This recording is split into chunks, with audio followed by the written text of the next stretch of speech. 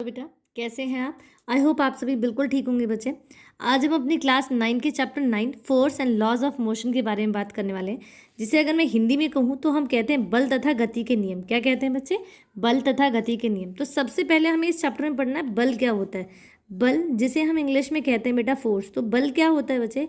बल होता है किसी भी चीज़ को, किसी भी वस्तु को, क्या होता है? किसी भी वस्तु को खींचना।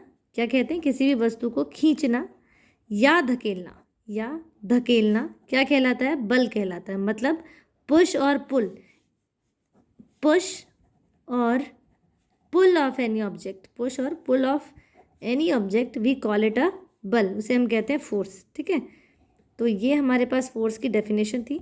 किसी भी चीज़ को धकेलना, जैसे आप ड्रॉर को खींचते हैं तो वहाँ पर भी आप बल लगाते हैं। अगर आप ड्रॉर को धक्का देकर बंद करते हैं तो वो भी क्या है बेटा? फोर्स है। अगर आप दरवाजे को खोलते हैं, अगर आप किसी दरवाजे को जो बंद है उसको आप खोलते हैं, जैसे ये बंद है ये दरवाज़ा, अगर आप इसको अपनी तरफ जैसे ये खुल गया, तो ये जो यहाँ पर ये क्या है बच्चे? ये बल है। ये क्या है? बल लगाकर आप इसको खींच कर अपनी तरफ इसको खोल सकते हैं। ठीक है, तो ये यहाँ पर आपने क्या लगाया बच्चे? बल लगाया। अब हम बात करते हैं बेटा जैसे बल के प्रभाव क्या क्या है। नेक्स्ट हम लोग क्या बात कर रहे हैं बेटा? बल के प्रभाव के बारे में बात करें। बल से क्या क्या प्रभाव हो सकता है? देखो बेटा, कुछ 4-5 प्रभाव है, मतलब इफेक्ट्स ऑफ क्या करने वाले हम लोग? Effects of force. ठीक है, इफेक्ट्स ऑफ फोर्स में हमारे पास सबसे पहला इफेक्ट आता है बच्चे कि जब भी आप किसी वस्तु पर बल लगाते हैं, इफेक्ट ऑफ फोर्स की बात कर रहे हैं हम लोग। जब आप किसी वस्तु पर, किसी भी ऑब्जेक्ट पर आप बल लगाते हैं, आप फोर्स लगाते हैं, तो क्या होता है? उस वस्तु की, अगर वो वस्तु रुकी हुई है तो वो चल जाती है, मतलब वो गतिमान हो जाती है। तो पहला इफेक्ट है आपका क्या है कि विश्राम अवस्था में, हम कहें कि कोई वस्तु है जो विश्राम अवस्था में, कैसी है? विश्राम अवस्था में है, तो विश्राम अवस्था से वो क्या होती है?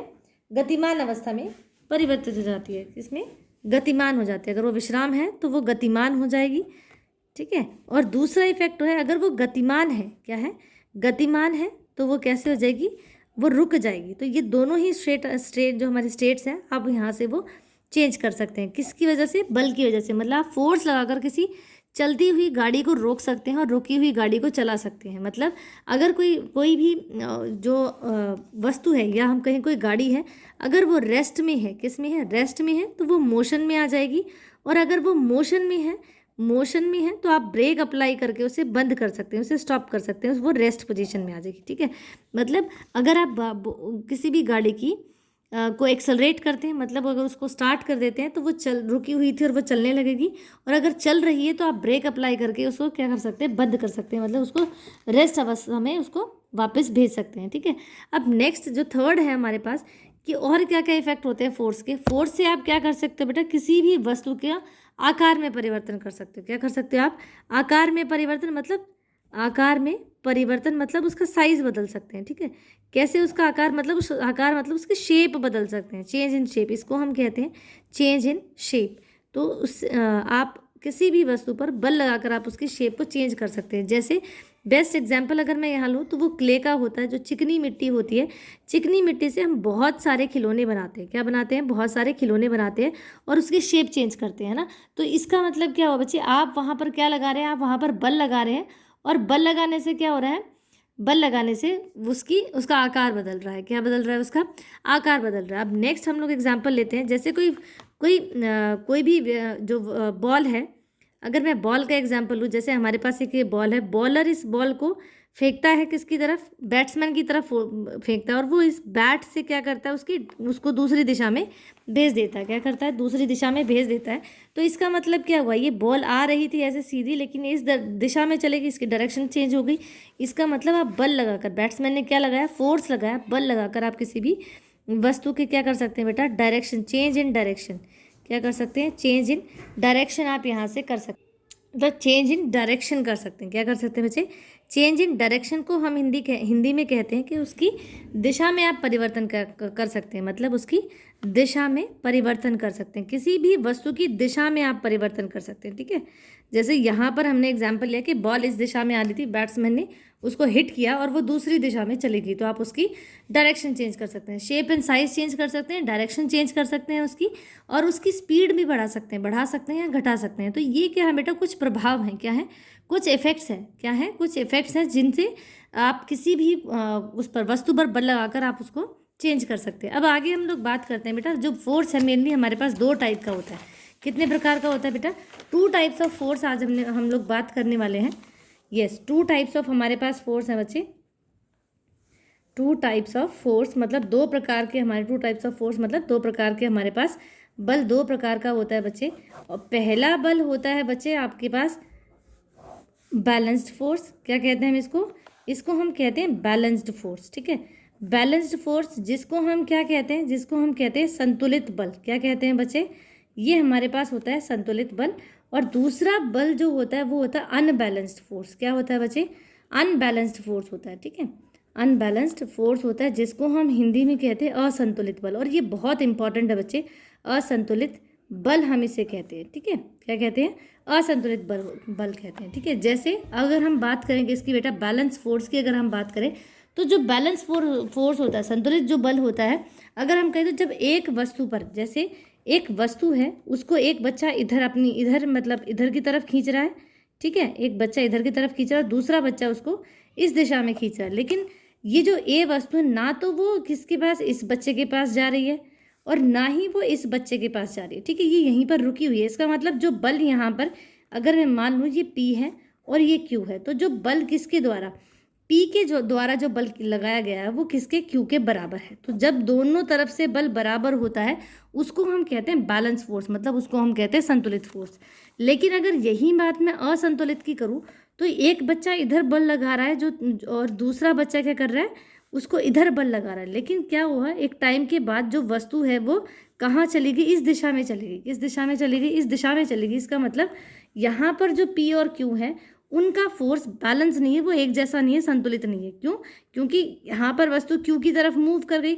इसका मतलब जो फोर्स किसके द्वारा, Q के द्वारा लगाया गया है वो किससे, P से ज़्यादा है। किससे? P से वो ज़्यादा है। तो जब एक फोर्स दूसरे फोर्स से ज़्यादा हो, जब एक बल दूसरे बल से ज़्यादा होता है तो उसे हम कहते हैं अनबैलेंस फोर्स, मतलब असंतुलित बल। और जब दोनों फोर्स बराबर होते हैं तो उसको हम कहते हैं बैलेंस फोर्स। क्या कहते हैं बच्चे? बैलेंस फोर्स कहते हैं, ठीक है। यहाँ पर आपको याद रखना है बेटा, जो बैलेंस फोर्स होता है वो इक्वल, क्या है, इक्वल फोर्स के साथ अपोजिट डायरेक्शन में रखता है। क्या है? इक्वल फोर्स के साथ, किसके साथ, इक्वल फोर्स के साथ वो किस में लगता है, इक्वल, यस, इक्वल फोर्स के साथ वो कहाँ लगता है बेटा, अपोजिट डायरेक्शन में लगता है। इक्वल फोर्स के साथ वो अपोजिट डायरेक्शन में लगता है, मतलब उसकी डायरेक्शन जो होती है वो अलग अलग होती है, ठीक है। अब हम बात करने वाले हैं बेटा, देखो बहुत सारे एग्जाम्पल हम लोग इसमें देख सकते हैं जिसमें संतुलित बल और असंतुलित बल लगता है। जैसे असंतुलित बल की बात करूँ तो हम लोग जैसे यहाँ पर टग वॉर किसका है, टग वॉर यहाँ का जो रस्सा कस्सी का गेम होता है, टग वॉर जिसको हम रस्सा कस्सी का खेल कहते हैं, उसमें क्या है, बहुत आप इसका एग्जाम्पल दे सकते हैं कि वहाँ पर बैलेंस फोर्स रहेगा। अगर रस्सी बीच में है तो वो बैलेंस फोर्स संतुलित फोर्स रहेगा, अगर वो रस्सी एक तरफ चली जाती है तो वो अनबैलेंस फोर्स मतलब आपका असंतुलित बल रहेगा, ठीक है। क्या रहेगा? अनबैलेंस फोर्स, असंतुलित बल रहेगा।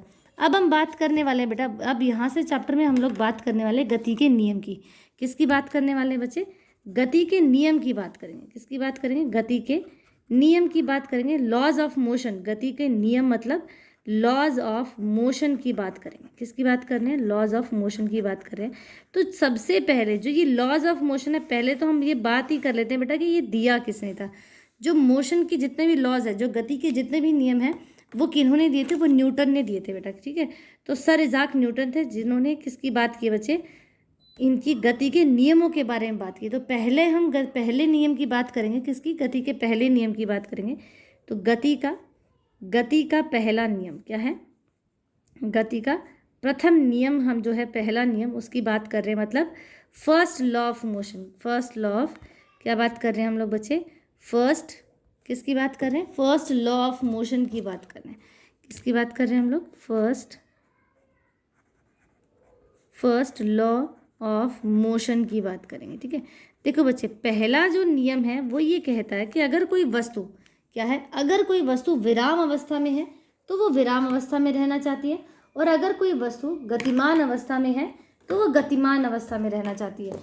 जब तक कि उस पर कोई बाहरी फोर्स ना लगाया जाए, जब तक कि उस पर कोई बाहरी फोर्स ना लगाया जाए तब तक वो अपनी परिस्थिति को नहीं बदलना चाहती है। तो गति का पहला नियम अगर मैं बोलूँ तो क्या होता है, कोई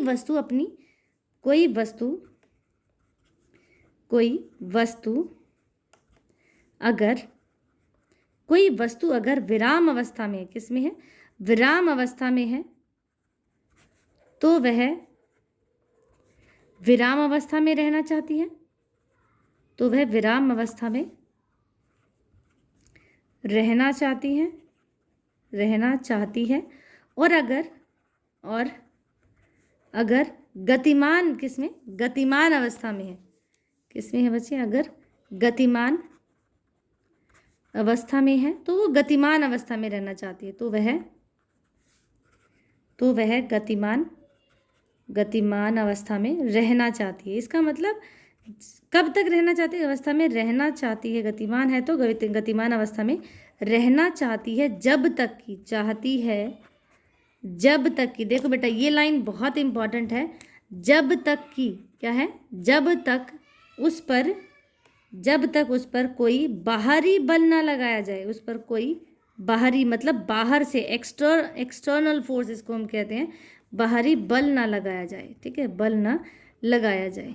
तो अगर मैं इसको मैं एक्सप्लेन करूँ तो बेटा क्या होता है कि कोई वस्तु अगर वो रुकी हुई है, कोई गाड़ी अगर वो रुकी हुई है तो वो रुकी रहेगी जब तक उस पर कोई बाहरी बल मतलब उसको स्टार्ट ना किया जाए इंजन को, तब तक वो चलेगी नहीं। और अगर कोई वस्तु चल रही है तो वो चलती रहेगी, जब तक आप उस पर ब्रेक नहीं लगाएंगे वो वस्तु चलती रहेगी। तो इसका मतलब क्या हुआ बेटा, गति का पहला नियम ये कहता है, ये प्रथम नियम जो फर्स्ट लॉ ऑफ मोशन है वो ये कहता है कि अगर कोई वस्तु विराम अवस्था में है तो विराम अवस्था में रहना चाहती है, अगर कोई वस्तु गतिमान अवस्था में है तो वो गतिमान अवस्था में रहना चाहती है। मतलब every object on this earth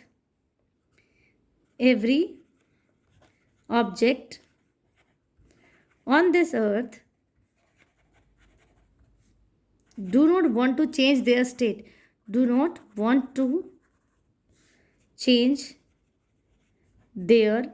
वो अपनी स्टेट को बदलना नहीं चाहते हैं। Means if the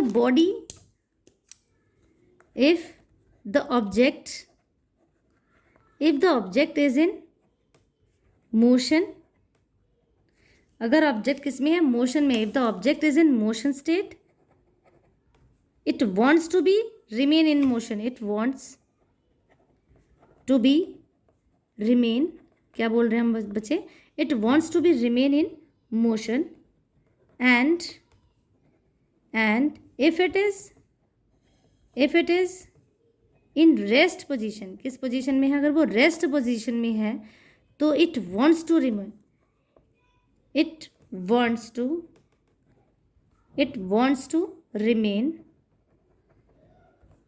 in rest position. अगर वो रेस्ट पोजीशन में है तो वो रेस्ट पोजीशन में रहना चाहता है, अगर वो मोशन में तो मोशन में रहना चाहता है until, यहाँ ये बहुत इंपॉर्टेंट है, until an external force is applied on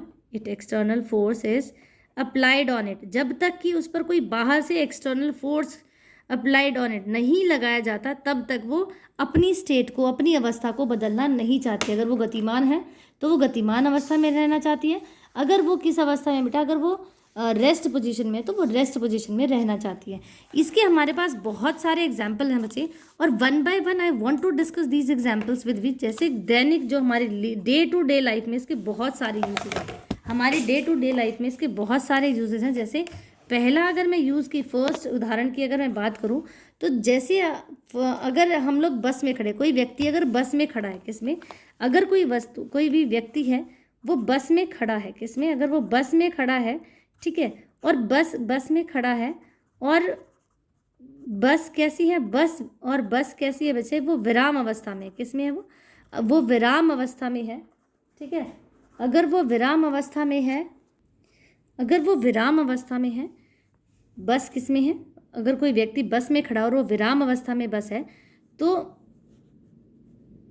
विराम अवस्था में है और बस चल जाती है, बस चलने लगती है तो क्या होता है, बस चलने लगती है तो क्या होता है, हमें लगती है तो क्या होता है, हमें आगे की तरफ धक्का लगता है। जैसे ये व्यक्ति है, ठीक है, ये व्यक्ति है और ये बस के अंदर है। किसके अंदर है बच्चे? ये बस के अंदर है, ये बैठा हुआ है। ये बस भी कैसी है? वो भी रेस्ट पोजीशन में और ये भी रेस्ट पोजीशन में है। लेकिन अगर बस आगे की तरफ चलती है तो हमें पीछे की तरफ, बस में व्यक्ति खड़ा है या बैठा है तो उसको क्या लगता है? चलने लगती है। तो व्यक्ति को पीछे की तरफ, व्यक्ति को क्या लगता है? व्यक्ति को पीछे की तरफ धक्का लगता है, पुश लगता है पीछे की तरफ। उसको क्या लगता है? पीछे की तरफ धक्का लगता है। ऐसा क्यों होता है? क्योंकि देखो बेटा, यहाँ पर धक्का लगता है, क्यों लगता है? क्योंकि इसका एक बहुत बड़ा हमारे पास रीज़न है कि न्यूटन की फर्स्ट लॉ ऑफ मोशन की वजह से। किसकी वजह से हम कह रहे हैं?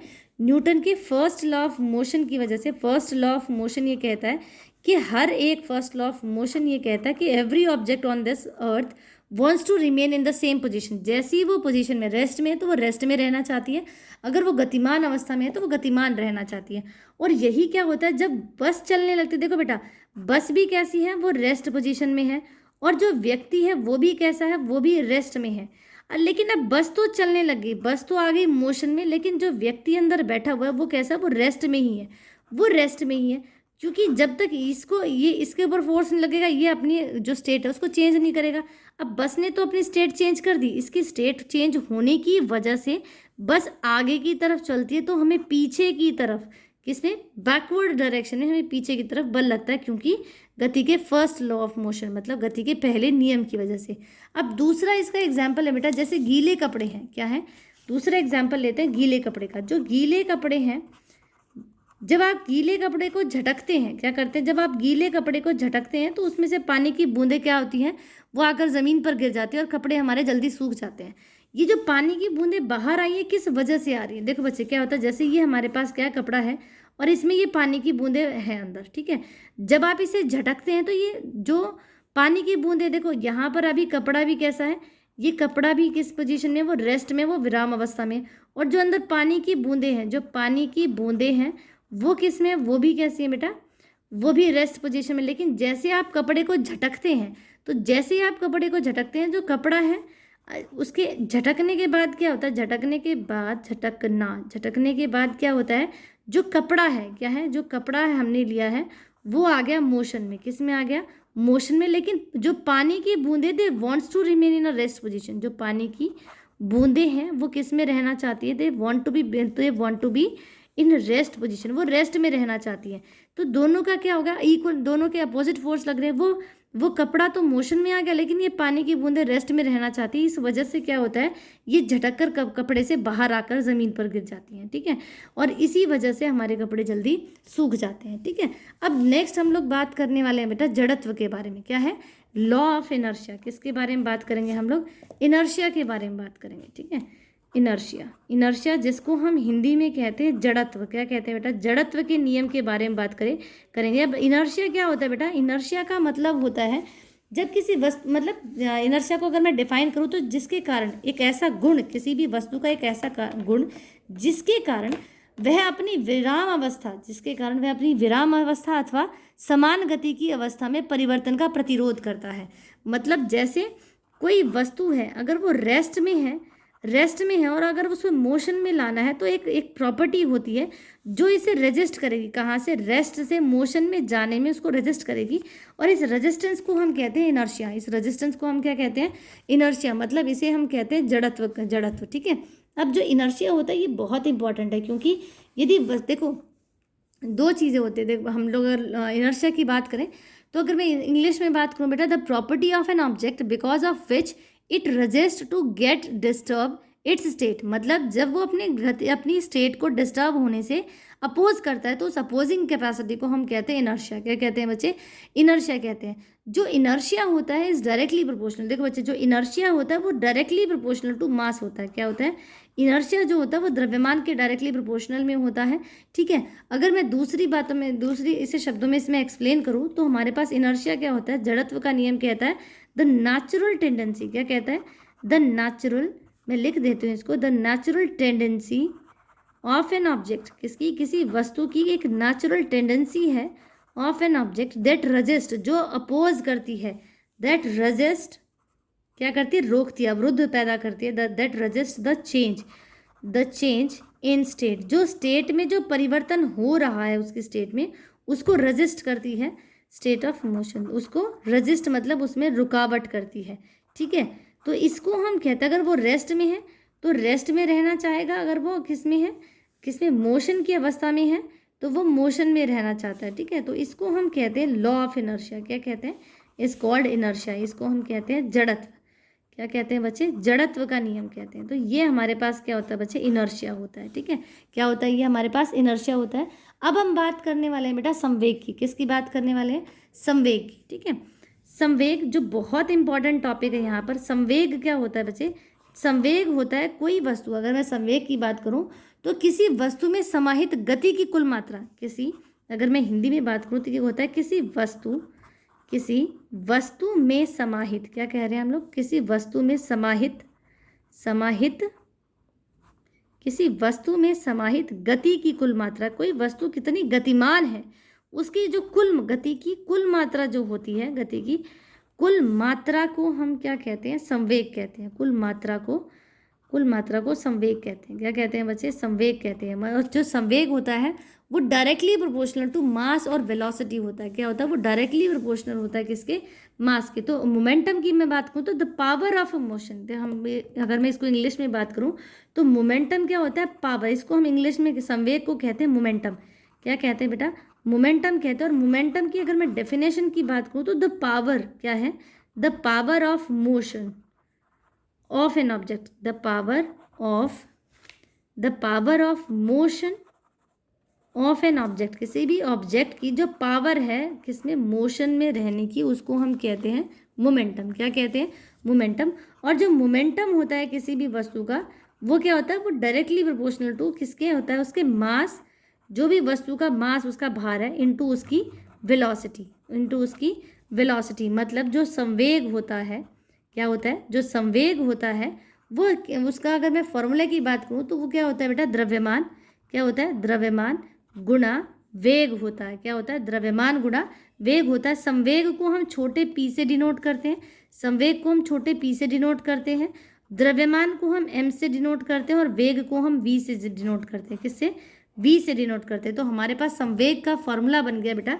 संवेग का फॉर्मूला क्या बना हमारे पास? p बराबर mv। क्या होता है? p बराबर mv। दैट इज जो संवेग होता है वो डायरेक्टली प्रोपोर्शनल टू मास पर डिपेंड करता है। अगर किसी वस्तु का भार, जो द्रव्यमान है वो बहुत ज़्यादा है लेकिन उसकी वेलोसिटी कम है तो उसमें संवेग ज़्यादा होगा। अगर किसी वस्तु का वेट बहुत ज़्यादा है और उसकी वेलोसिटी बहुत कम है तो भी क्या होगा?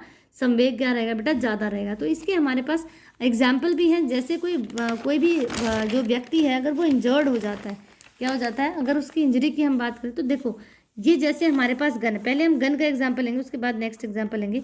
गन के केस में क्या होता है बेटा? देखो, जैसे ये गन है हमारे पास और मैंने ये अच्छी खासी एक गन बनाने की कोशिश की है। ये आपके पास गन है। जब गन को रिकॉयल किया जाता है तो उसमें छोटी सी बुलेट होती है। क्या होती है? छोटी सी बुलेट होती है, मतलब गोली होती है। ये गोली होती है। ठीक है, जब इस पर ये ट्रिगर दबाया जाता है, ट्रिगर दबाते हैं तो इस ट्रिगर से क्या होता है? ये ट्रिगर इस पर जाकर लगता है और यहाँ से गोली रखी होती है, वो गोली क्या होती है? स्पीड से बाहर निकल जाती है। लेकिन जितना बल ये ट्रिगर इस गोली पर लगा रहा है, उतना ही बल क्या हो रहा है? पीछे की तरफ। किसकी तरफ बेटा? पीछे की तरफ। ये किस पर लग रहा है? जो भी व्यक्ति उसको चला रहा है उसको भी वो इक्वल एंड अपोजिट फोर्स लगता है। क्या लगता है बच्चे? इक्वल और अपोजिट फोर्स लगता है। बिल्कुल इक्वल और अपोजिट फोर्स लगता है। ठीक है, इसीलिए ये बुलेट का जो एग्जाम्पल है ये बहुत बहुत बार ये पूछा भी गया है कि क्यों जब फायरिंग की जाती है तो पीछे की तरफ भी जो व्यक्ति फायर कर रहा है उसको पीछे की तरफ धक्का लगता है, क्योंकि जितना बल ये ट्रिगर है ये गोली पर लगाता है उतना ही बल क्या होता है? गोली भी इस ट्रिगर पर लगाती है। इस वजह से झटका लगता है। जो भी गन चला रहा होता है उसको एक छोटा सा उसको झटका लगता है। अगर इसको केयरफुली टैकल ना किया जाए गन को तो ये बड़ा डैमेज भी क्रिएट कर सकती है। मतलब जैसे हड्डी का टूटना या कंधे का टूटना जैसे होता है, शोल्डर जो है बहुत ज़्यादा पेन करने लग जाए तो ऐसी सिचुएशन भी क्या होती है? क्रिएट हो जाती है। ठीक है, तो ये हमारे पास संवेग के कुछ एग्जाम्पल थे। अब हम संवेग को निकालें कैसे? देखो बेटा, संवेग का अब मैं ये बात तो हम बताना ही भूल गए कि संवेग जो होता है उसका मात्रक क्या होता है। संवेग का मात्रक होता है बच्चे, क्योंकि देखो p बराबर क्या होता है? mv होता है। तो ये मास है, मास मतलब ये kg में रहेगा। अब वेलोसिटी हमारी मीटर पर सेकंड में रहती है ना, तो जो संवेग है उसका जो जो यूनिट है, जो एसआई यूनिट की मैं बात करूँ तो वो क्या होती है, केजी मीटर पर सेकंड। क्या होती है बेटा, केजी मीटर पर सेकंड होती है। ठीक है, अगर मैं यहाँ पर केसेस बनाऊँ, देखो बेटा, अगर हम फर्स्ट केस बनाते हैं कि कोई वस्तु है, जैसे मैं लेटर सपोज ये मैंने ये वस्तु बना दी है यहाँ पर, और ये कैसी है, ये रेस्ट पोजीशन में है। किसमें, ये रेस्ट पोजीशन में है। जब ये रेस्ट पोजीशन में है तो बेटा आप ये देखिए इसकी वेलोसिटी कैसी है, जीरो, वेलोसिटी जीरो, और हमारे पास p बराबर क्या होता है, mv। अब चाहे ये 4 किलो नहीं 40 किलो का ट्रक था, ठीक है, लेकिन ये रुका हुआ है, तो यहाँ 40 इंटू कितना हो जाएगा, जीरो। तो आप ये देखिए संवेग आपके पास जीरो हो जाता है अगर आपकी आइदर बोथ ऑफ देम, देखो मास तो जीरो हो नहीं सकता, अगर किसी वस्तु की वेलोसिटी जीरो है तो उसका संवेग भी जीरो होगा। क्या होगा, अगर किसी वस्तु की क्या है, वेलोसिटी जीरो है, क्या है, वेलोसिटी इक्वल्स टू जीरो है, तो दैट इम्प्लाइज कि उसका जो संवेग होगा, जो मोमेंटम होगा, संवेग मतलब जो मोमेंटम होगा वो भी कितना रहेगा बच्चे, वो भी इक्वल्स टू जीरो ही होगा। क्या होगा, वो भी इक्वल्स टू जीरो ही होगा। ठीक है, तो ये चीज़ें आपको ध्यान रखनी है बच्चे कि कैसे जो वेलोसिटी और मोमेंटम है वो हमारे संवेग को, किसी भी वस्तु के संवेग को वह इफेक्ट करती है।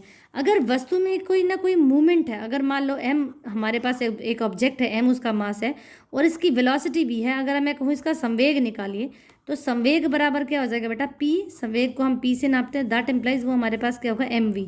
क्या हो जाएगा बेटा, mv हो जाएगा, क्योंकि m उसका भार है और v उसकी वेलोसिटी है, मतलब वही उसकी गति क्या है, उसका वेग है। ठीक है, तो ये हमारे पास कुछ संवेग के क्या थे, एग्जाम्पल्स थे। अब हम बात करते हैं बच्चे, जैसे नेक्स्ट अगर मैं बात करूँ, एक क्वेश्चन हम लोग निकाल लेते हैं। क्या करते हैं, एक क्वेश्चन निकालते हैं, और क्वेश्चन इस प्रकार से बेटा, एक पत्थर है, जैसे हमने एक क्वेश्चन लिया, एक पत्थर है, ठीक है, एक पत्थर जिसका द्रव्यमान, जिसका हम बात करते हैं, जिसका द्रव्यमान क्या है, जिसका द्रव्यमान कितना है बच्चे, 10 kg का है, 10 kg का है।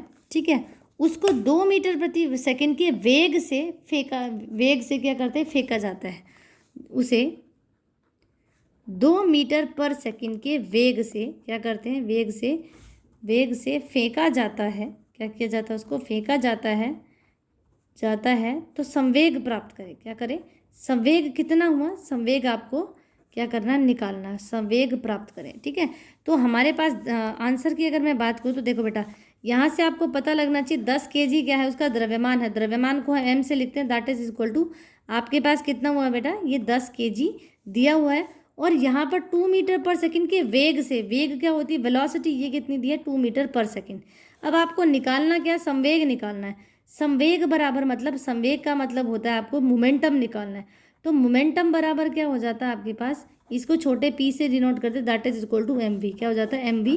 तो अगर मैं यहाँ निकालूँ संवेग, तो m कितना है बच्चे, 10 किलो का है, और 2 किलो उसकी क्या है, वेलोसिटी है, तो ये 20 क्या हो जाएगा, 20 kg मीटर पर सेकेंड। तो ये हमारे पास क्या हो गया, इस वस्तु का संवेग निकल गया। ठीक है, क्या निकल गया बच्चे, संवेग निकल गया। अगर मैं दूसरा एक और एग्जाम्पल लूँ, जैसे हम एक एग्जाम्पल लेते हैं, एक गाड़ी है, क्या है, एक गाड़ी है जिसका भार अगर मैं कहूँ, तो ये गाड़ी का जो, ये मैंने प्रॉपर गाड़ी बना दी है यहाँ पर। ठीक है, तो ये जो गाड़ी है इसका भार, इसका जो भार है m1 में मान लेती हूँ, वो हमें दे रखा है 400 kg। कितना है बच्चे, 400 kg दिया हुआ है, कितना है, 400 kg है, और इसमें जो सामान रखा हुआ है इस गाड़ी में, उस सामान का जो भार है, दैट इज m2, वो हमें दे रखा है 50 kg। कितना दे रखा है बेटा, 50 kg का, या हम मान लेते हैं 250 kg दिया हुआ है। कितना दिया है, 250 kg दिया हुआ है। आपको संवेग मतलब मोमेंटम निकालना है, संवेग मतलब आपको क्या निकालना है बच्चे, आपको मोमेंटम निकालना, दैट इज p की वैल्यू निकालनी है। हमें पता है p बराबर क्या होता है, mv होता है, तो m की वैल्यू रखी हमने 400 आएगी नहीं, अरे पहले आपको mv होता है, आपको पहले यहाँ पे कुल द्रव्यमान निकालना है। क्या निकालना है, कुल द्रव्यमान निकालना है, दैट इज आपको निकालना है टोटल मास। क्या निकालना है बच्चे, टोटल मास, क्योंकि हमारे पास टोटल मास नहीं दिया हुआ, हमारे पास जो टोटल मास है वो कितना हो जाएगा बेटा, m1 प्लस m2 हो जाएगा। क्या हो जाएगा आपके पास, m1 प्लस m2 हो जाएगा। m1 की वैल्यू आपके पास 400 है, और m2 आपके पास कितना है, 250 है, तो अगर जोड़ेंगे तो ये हमारे पास 650 आता है। कितना आता है बच्चे, ये आपके पास आता है 650 kg। कितना आता है बच्चे, ये 650 किलोग्राम आता है। ठीक है, अब हम बात कर रहे हैं किसकी, संवेग की। हमारे पास जो m है वो निकल गया 650 किलोग्राम। कितना निकल गया बेटा, वो 650 किलोग्राम निकल गया। वेग हमें कितना दिया है, इस गाड़ी को वेग हमें दिया है बेटा 20 मीटर पर सेकंड। क्या दिया है बेटा कि 20 मीटर पर सेकंड की गति से ये गतिमान है। तो आपको ये दिया हुआ है 20 मीटर पर सेकंड, आपको संवेग p निकालना था। तो ये हमारे पास m इंटू वी होता है। m की हमारे पास नई वैल्यू कितनी 650 आ गई और v हमें दिया हुआ है 20। अगर मैं इसकी गुणा करूँ तो ये आपके पास आएगा 13,000 kg मीटर पर सेकेंड। तो आप देखिए ये हमारे पास आंसर निकल गया। तो इस प्रकार से आप किसी भी वस्तु का संवेग निकाल सकते हैं। क्या निकाल सकते हैं बेटा? संवेग निकाल सकते हैं। जैसे एक छोटा सा एग्जाम्पल और है हमारे पास, और इसकी मैं बात करूँ तो यहाँ पर एक ट्रक लिया हुआ उन्होंने, और उस ट्रक का जो भार है, जो जो गाड़ी है यहाँ पर जो ट्रक है उसका भार तो हमें m1 दिया हुआ है बेटा 4,000 kg। कितना दिया? 4,000 kg। और इसके अंदर जो सामान रखा हुआ है उस सामान का जो m2 भार है वो हमें कितना दिया हुआ बेटा? वो दिया हुआ 20,000 kg। कितना दिया है बच्चे? 20,000 kg। और ये जो ये ट्रक है ये कितनी, ये 2 मीटर, ये जो ट्रक है इसका वेग हमें दिया है वो 2 मीटर पर सेकेंड दिया हुआ। कितना दिया बेटा? वो 2 मीटर पर सेकेंड दिया। आपको निकालना क्या है? मोमेंटम निकालना। तो P बराबर mv होता है। पहले हमें क्या निकालना है? P बराबर हमारे पास mv होता है। पहले आपको कुल मास निकालना, कुल द्रव्यमान कितना है। तो m बराबर हमारे पास क्या हो जाएगा? m1 प्लस m2 हो जाएगा। मतलब ये आपके पास 4,000 दिया हुआ है प्लस 20,000 आपके पास ये दिया हुआ। अगर आप टोटल करेंगे तो m आपके पास निकल जाएगा बच्चे कितना? ये 24,000 किलोग्राम निकल गया। क्या निकल गया बच्चे? ये 24,000 किलोग्राम निकल गया। ठीक है, तो ये 24,000 किलोग्राम क्या गया? उसका द्रव्यमान निकल गया, m निकल गया। आपको संवेग निकालना था। v आपके पास कितना दिया है? ये 2 मीटर पर सेकेंड दिया और m आपने निकाल लिया 24,000। तो अब आपको इसका क्या निकालना बच्चे? संवेग। तो संवेग होता है मास गुणा वेलोसिटी, दैट इज द्रव्यमान गुणा वेग होता है। द्रव्यमान हमारे पास जो है वो कितना निकल गया बेटा? वो 24,000 और v हमारे पास निकला 2 निकला। तो 24 दूनी 48,000। तो ये हमारे पास निकल गया 48,000 किलोग्राम मीटर पर सेकेंड। ठीक है, तो यहाँ से ये p की वैल्यू आपकी निकल गई। आई होप आपको आज का जो टॉपिक है बेटा वो समझ आया होगा। ऑलमोस्ट हमारा टॉपिक ही कवर होने वाला है। आपका जो इस चैप्टर से 2 टॉपिक रहते हैं, एक तो है आपका गति का जो दूसरा नियम है that is second law of motion, और तीसरा second law of third motion. ये 2 टॉपिक हमारे पास बचे हुए हैं। आई होप आपको आज की क्लास समझ आई होगी बेटा। अगर आपने अभी तक मेरे चैनल को सब्सक्राइब नहीं किया है तो आप नीचे दिए हुए लिंक पर क्लिक करके मेरे चैनल को सब्सक्राइब कर सकते हैं। मेरे चैनल का नाम है बियॉन्ड इमेजिन पॉइंट। आप मेरे चैनल को जब बच्चे लाइक करते हैं, शेयर करते हैं मेरी वीडियोस को और मेरे चैनल को सब्सक्राइब करते हैं तो ये मुझे मोटिवेट करता है कि मैं आपके लिए और अच्छे से वीडियोस बना सकूं और उन्हें और अच्छे से आपके सामने प्रस्तुत कर सकूं, उन्हें प्रेजेंटेशन दे सकूं उनकी। ठीक है, तो please subscribe my channel as well as like my videos also बच्चे, क्योंकि जब आप लाइक करते हैं तो ये मेरी वीडियो को एनहांस करता है। ठीक है, चलिए, थैंक यू बेटा।